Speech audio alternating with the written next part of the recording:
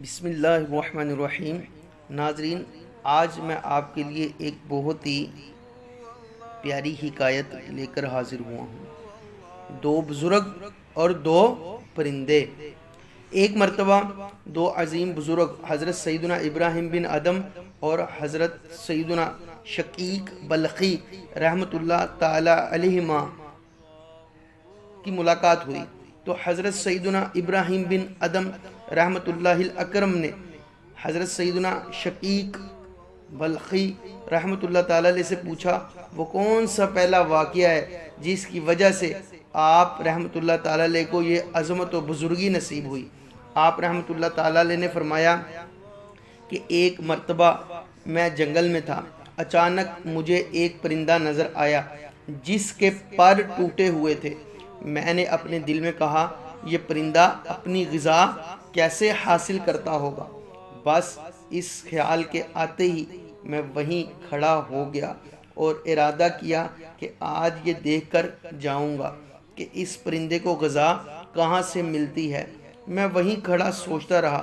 کچھ دیر بعد ایک پرندہ اپنی چونچ میں ایک ٹڈی پکڑے ہوئے وہاں آیا اور اس ٹوٹے پروں والے پرندے کے منہ میں وہ ٹڈی ڈال کر واپس اڑ گیا۔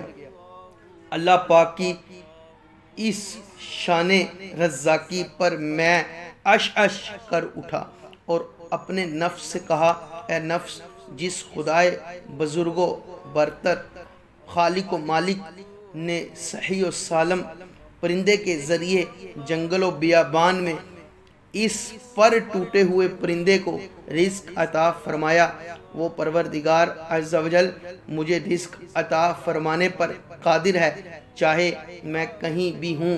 بس اس دن سے میں نے تمام دنیاوی مشاغل ترک کر دیے اور عبادت الہی میں مصروف ہو گیا اور آج آپ کے سامنے ہوں۔ یہ سن کر حضرت سیدنا ابراہیم بن ادم رحمۃ اللہ الاکرم نے فرمایا، اے شقیق، تم اس پرندے کی طرح کیوں نہ ہو گئے جو تندرست تھا اور بیمار پرندے تک اس کا رزق پہنچا رہا تھا؟ اگر تم اس جیسے ہوتے تو تمہارے لیے بہت اچھا تھا۔ کیا تم نے پیارے نبی، آخری نبی حضرت محمد صلی اللہ علیہ وآلہ وسلم کا یہ فرمانے تقرب نشان نہیں سنا؟ اوپر والا ہاتھ نیچے والے ہاتھ سے بہتر ہے۔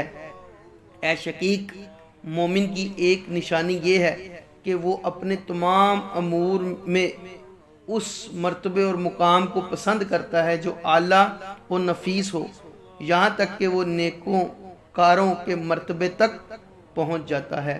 حضرت سیدنا ابراہیم بن ادم رحمۃ اللہ تعالی علیہ کی حکمت بھری باتیں سن کر حضرت سیدنا شقیق بلخی علیہ رحمۃ اللہ القوی نے آپ رحمۃ اللہ تعالی علیہ کا ہاتھ پکڑا اور بڑی محبت سے بوسہ دیتے ہوئے کہا، حضور، آج سے آپ رحمۃ اللہ تعالی علیہ استاد اور میں شاگرد ہوں۔ اللہ پاک کی ان پر رحمت ہو اور ان کے صدقے ہماری مغفرت ہو، آمین، بجاہ خاتم النبیین صلی اللہ علیہ وآلہ وسلم۔